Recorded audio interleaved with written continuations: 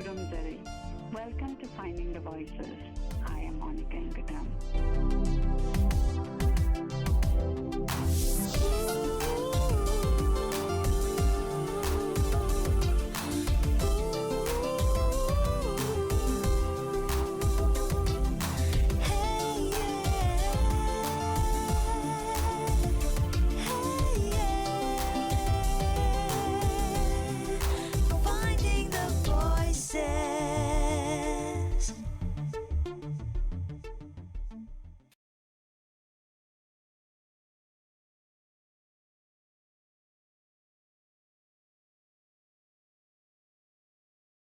Welcome to Finding the Voices. I am Monica Ingudam. Today, right now, we have a very special guest speaker, a speaker where many of our listeners have been requesting, Naba Volcano of Manipur. Thank you very much. Welcome to our show, Tamo. Oh, thank you very much. Thank you. Tamo, ahanwa magtada tamogi isay ming mayamna doing tazare isamaksu tamogi isay gi fan ni. Ada tamogi introduction haigadra ngang oiringidagi chawrakpa fan begi matangda introduction matek amtang pibiya. Aise yang ngauna kungangda stegi Imphal dagi kilometer 19 kilometers. Man di yang khangda bam fam ni Japanese British ka war thena ki bam fam ni Second World War mapam da ai Pipa Pabungna Adaida Highway, National Highway Niko, Dimapur, Imphal, Manipuri roads. Sida Sekmai ko mapamdu. I know say we say Sekmai Chamele has given up from there. Oh, okay. Adada Pabungna business story. There is Sekmai Dama, Kangpopi Dama,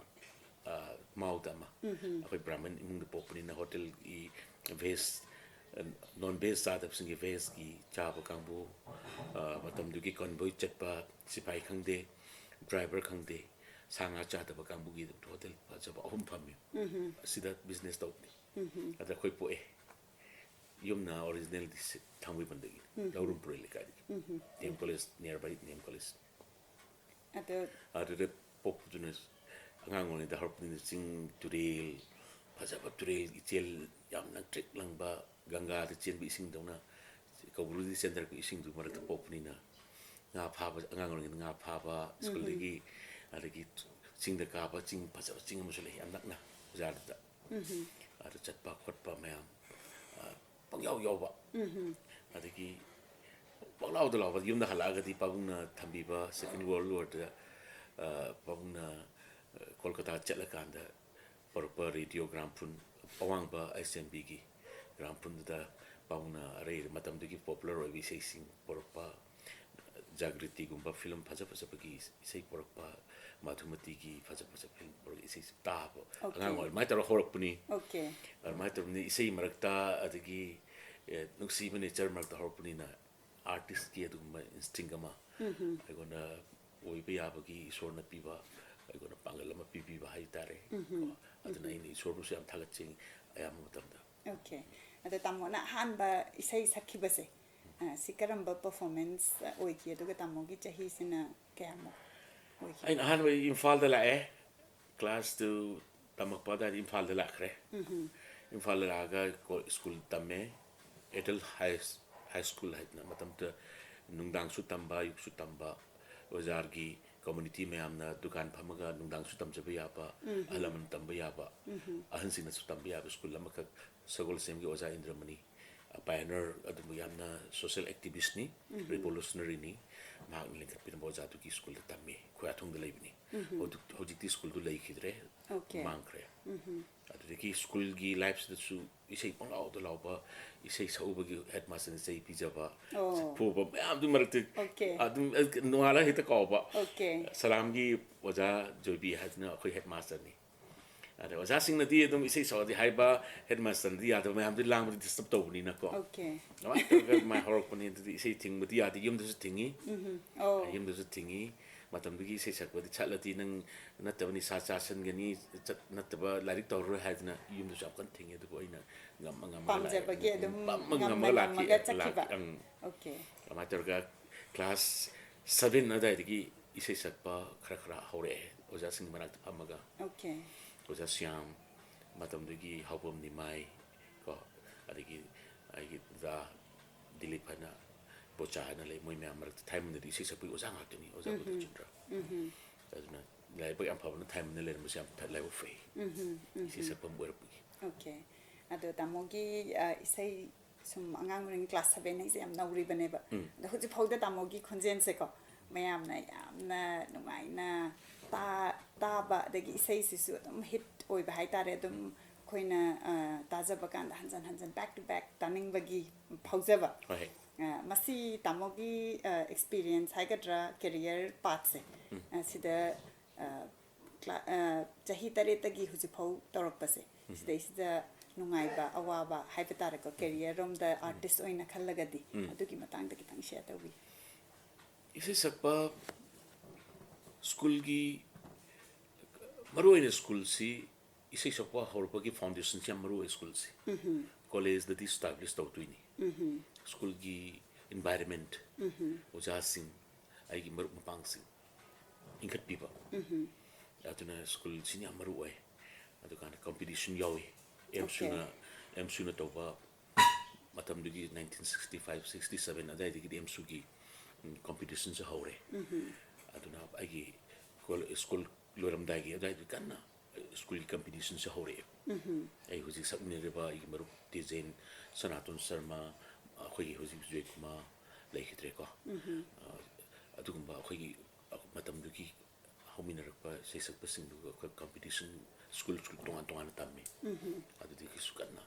challenge mayam horpa competitive orpa do aduna isai tamning bagi haining bagi pot amsu yamna maru oiba just like I go larik ta tanari dina amai toroga competition am yaw trikati isai sakpasu oibi adapni na ko amai toroga isai sakpa hore ari school da competition da class 10 year pa da di mana phang ba hore oh okay am nangan na mana phang hore all Manipur competition da okay ai gold medal fangi 68 da matam da dia ko state to thangri ko territory oiri union territory lieutenant governor I mean Punjab da sing da DR Kohli adna mana PM diuda ako'y competition ito. Sa atin nga na peer. At ito is school, at ito kaya na rin schools. Metric thakre. Yam nungar po matam school, metric yorok metric tagiti college de lame, DM college yore. DM college da sudum isay tambasi. Yam ning kaya po ni ahamba ini competition yaw ka di school taming ito. Karim ta tarak ta lam ikai ahamba competition na di karim ta ta ba yam na tamona di sakpa do from the heart saga ai sorry ba choice ai lan ki ba mai ti rol gi se sakki da ba ine hindi gi phaja isai di phaja ba aduga competition ta ubase da dil ne firyat ki aina isai am sak chilure adu de gi di just na mark pirak tab ja tamodi adu da thawai no ngai tab da no ai ta isai tam ba hokre okay adai di isai sage Meiteilon isai sage na okay isai tam zero bragi school si bau prada orame ro bragi imasi na linkat people imasi hoide ki matang tung laga bau pragi hol amata bengali ki hol amata orame masi do ja syam pabung syam hai tare adai ki oza pahari assembly mala oza ai ki oza adi guruni adai ki ahibam buddha chandra oza sing kan bi school class 9 na magi system 9 na khajo ga tabirak pa oza makal sunu tamapagi nuai ba ai hayang ai sagi isai mo work na honar ko ta oza mayam digi tamapag mokoy gi talent leram ba mai pitor ko oza unique na do ada ai na semje ya bigi ngasi khudong sabsi ai phamki brain kal ahoi ado tamo se akoina ujabadadi akoina di ko isai ngai batala ga dam success oina ujaba da tamona zik matek ama share tawbi ko awaba thengnaba da atai angang sing da oiraga su thabak ama torak pada awaba sidi dum thengnei dan tamo kitang share tawbi tamo gi career gi path da awaba challenging oiba point hai tare ko tamona du da kamaina face tawgi maru oina imungda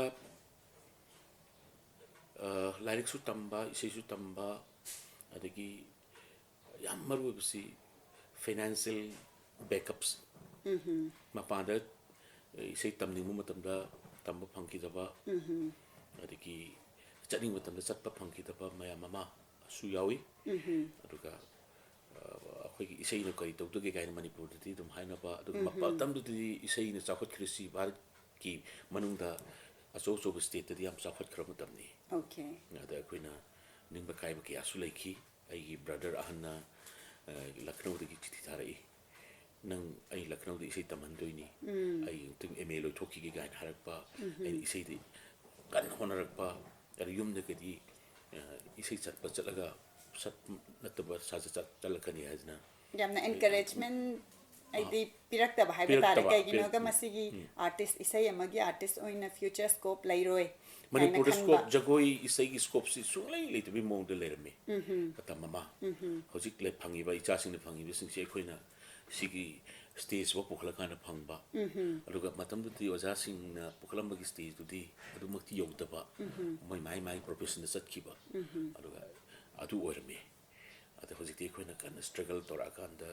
ai gi isei tamning bagi mapan da struggle tor bagi ko ta thado kan da ai matam gi isei si manipur da kadai work da ke kamai work da kai honor ko matam da ai gi kathok ko meam bina ai gi mer pangsin kathok ko meam nga si status si stage yo oirak paneba aduna icha sing haining idi makhos kathok pa machangi immediate result handraga foundation neba aduga mai horiba ngang sing makhada horkadiba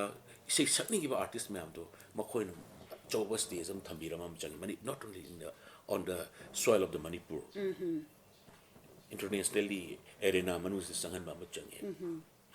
language gi di hojiktin sani mon sakpi are english sakpi ai magi regional kan sakpi ai adu ko to boda di standard amada internationally or global or standard am sankhar kanda media na hojikti yom na lerabni na adu yom na khona batai competition chang batai aduna sibauda hojik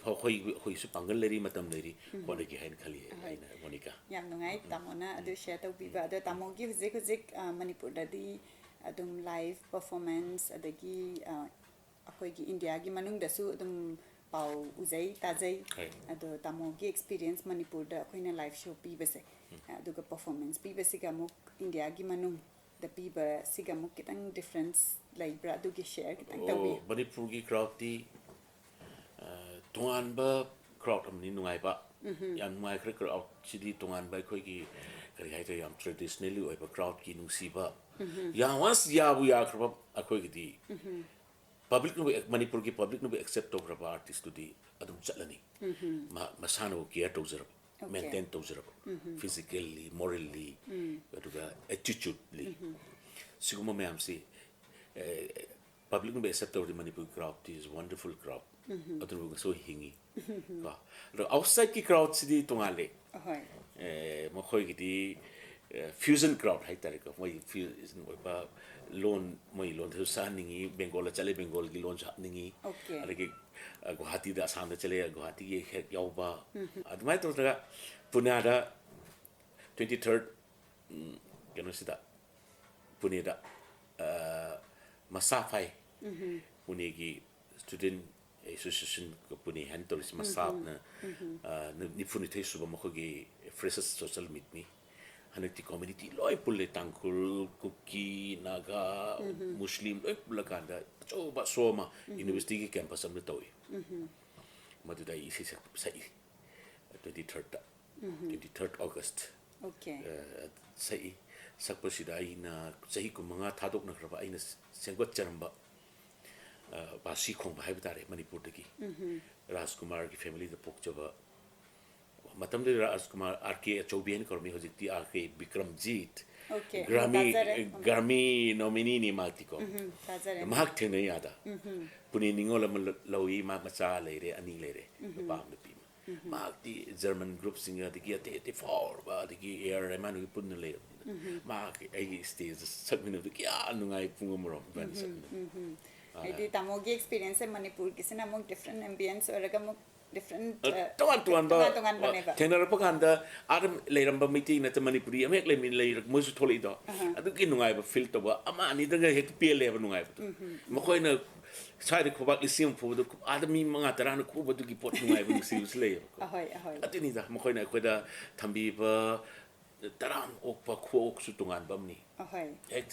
airport chalakan lei macam su pi ba lei pre pi ba makan to pi ba akoi sai na tungan akoi bazar ra thein chalasu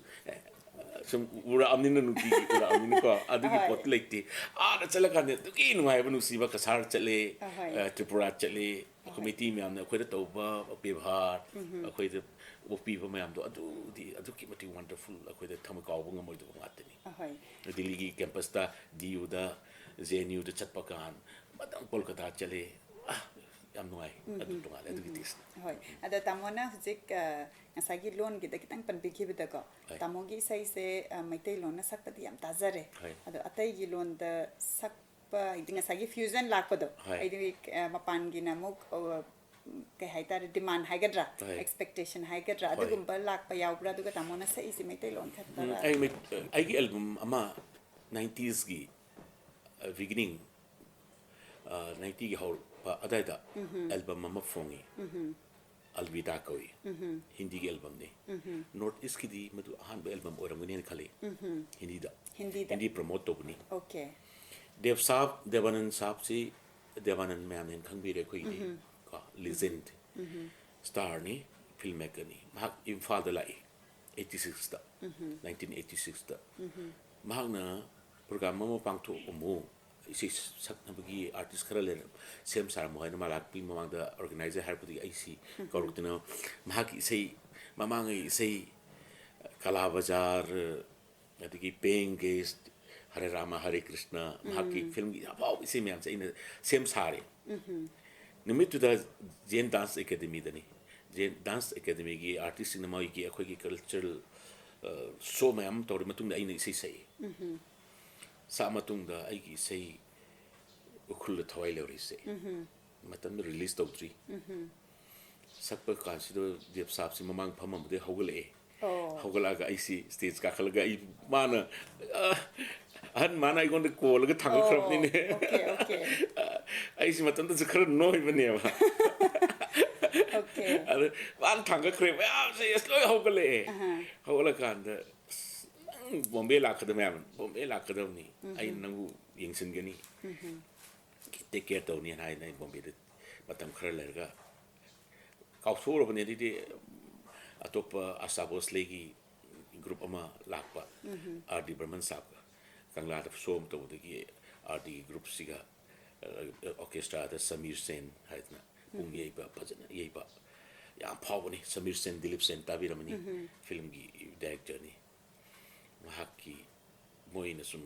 ai gonda lawa khoi mating pange dep sap na haramati ha na isu dum chale chala kan dai gi sei ukul da thoi le hore matam kuir bi tungda ching muklem hani nu sibi matam sina matung hana chala ba atiki chemele isei mem sit ai hindi da chora ko masida handu ai gi tamo sidegi amai ko bi gi tamo go pesor Gopendro akhoi sagai ni Shamurailatpam ki lai khidre hindi gi aphaw jani mahak sampadak ni otam du gi oji ki su heri ichanu pan oi re jikti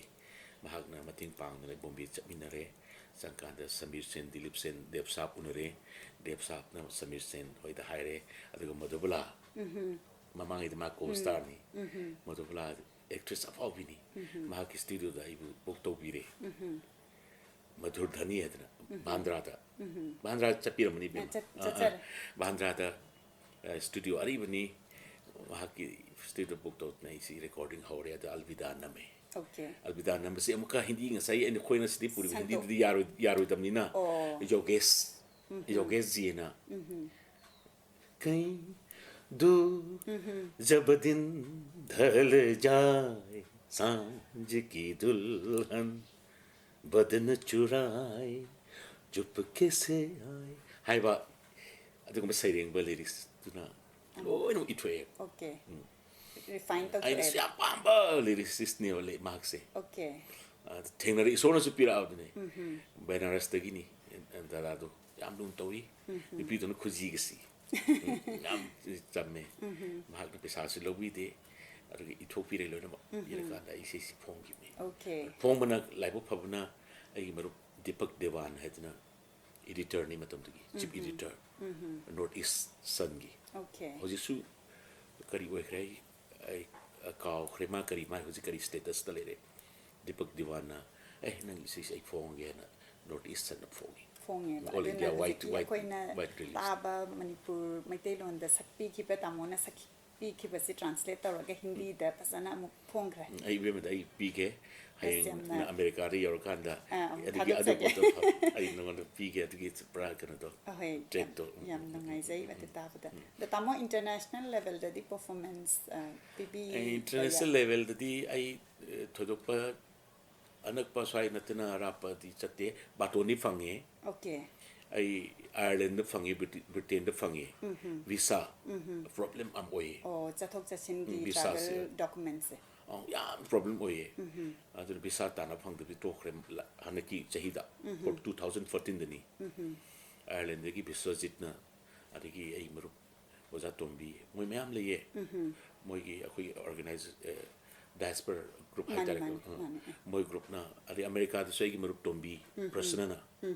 tazare okan manasula on kan e hai tamogi khonjen se hojik international li tamona khong thangbi draga su khonjen di international la pra yaurabani ta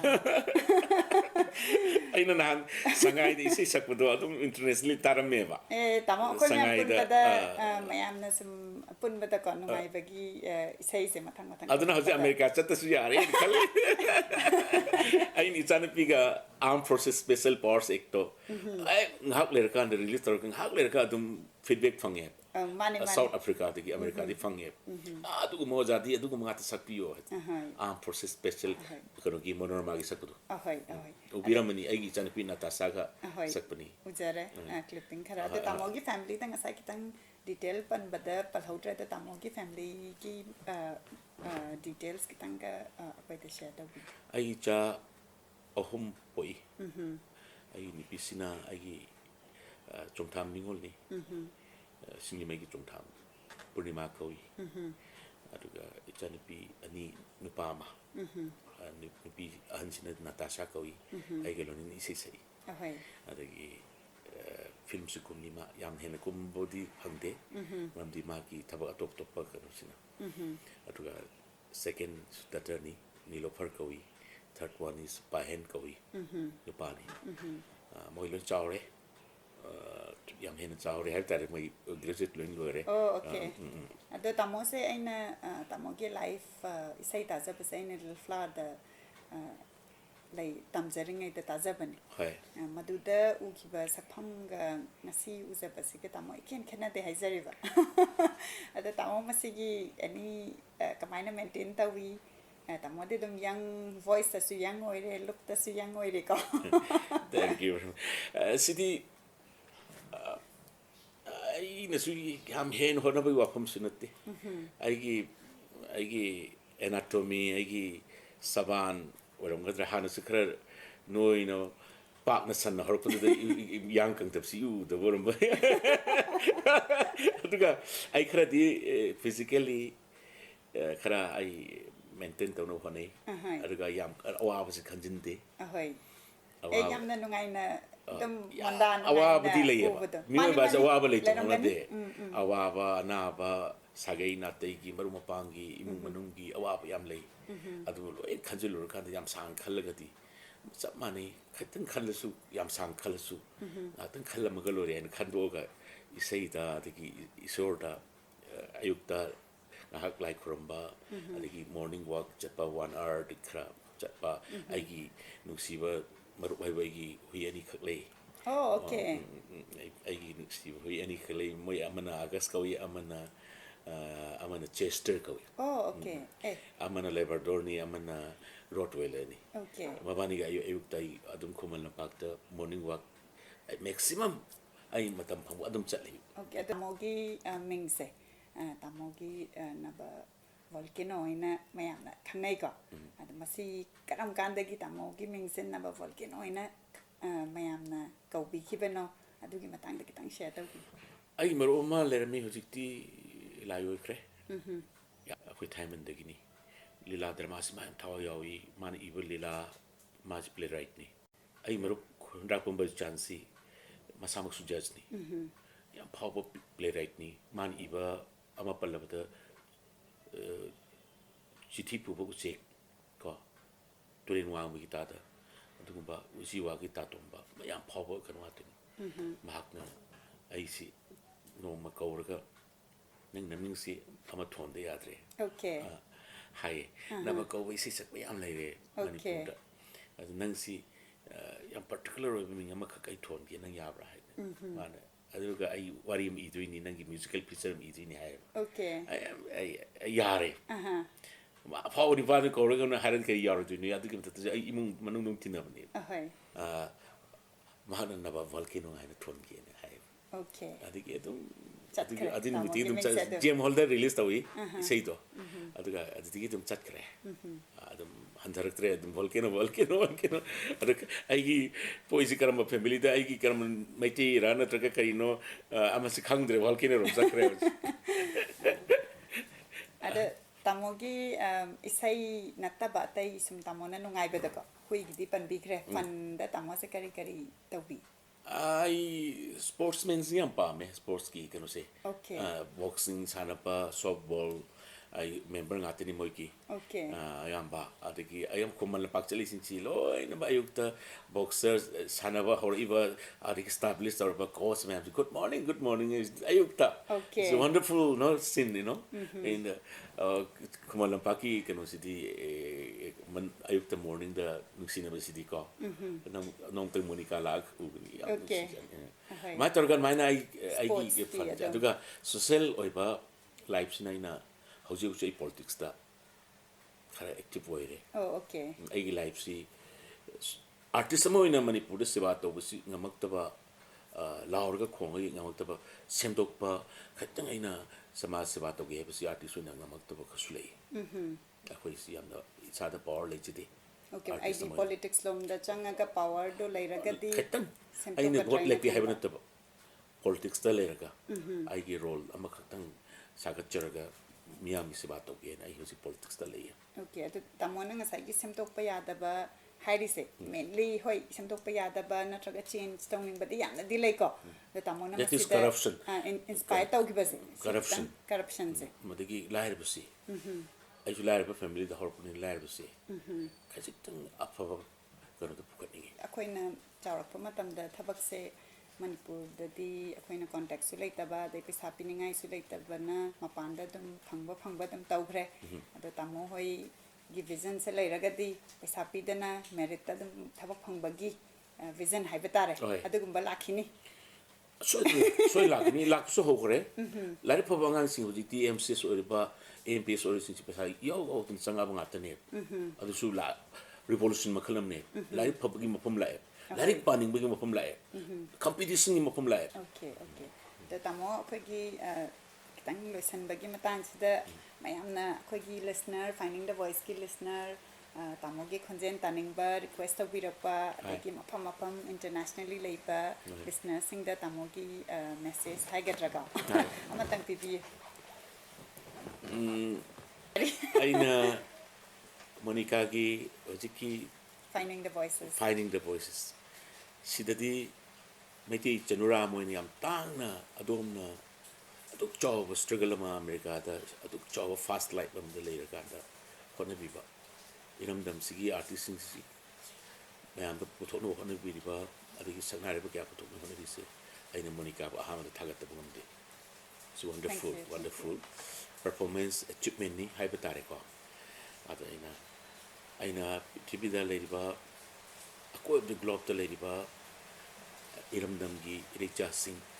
को नुसीबो north east की इरेचा खुदिमक भारत की लेबीबा मरमुपाम खुदिमक आइना artist अमा चिंगली party के artist अमा पिजनिंग by की message थी अखोई अफाबा प्लानेट अमा सेंग सेंग बहाना लेजरम्बा कोथोक त्रिबा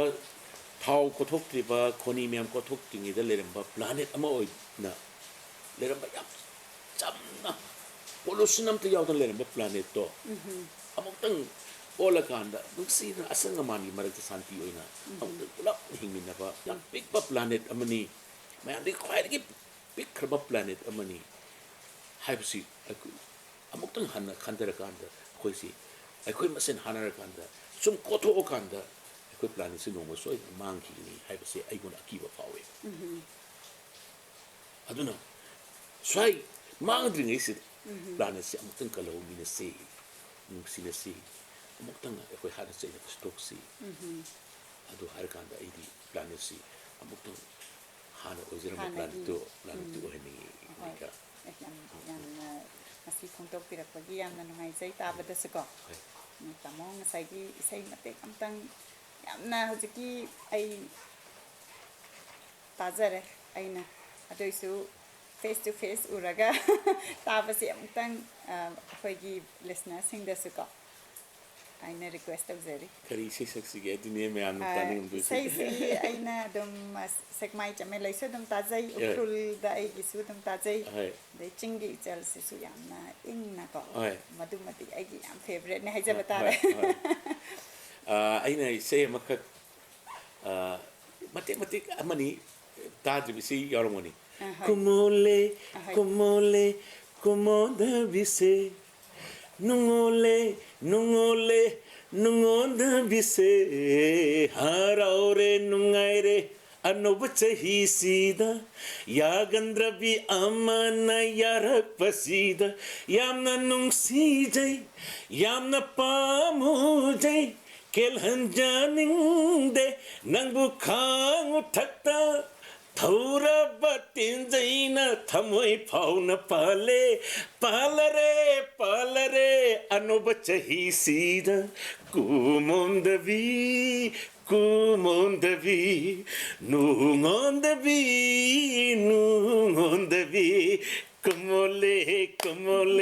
kumonda bise nungonda bise haraure nungaire anubachahi sida monika ga unaduna vari sabasida yamna nungsijai yamna pamujai kelhan janinde nangbu khang thakta thaura batin jaina thamoi pauna palare anubachahi sida Tamogi konjen se akhoi na phone to laga taba budi smai na taba sine so thank you very much thank you Tamona akhoi gi ngasi gi finding the voice ta lakpi duna tang matam pipi raga share to bi bagi am na ngai zare tamo yam ngai zare ngasi lakpi thank you very much thank you Monica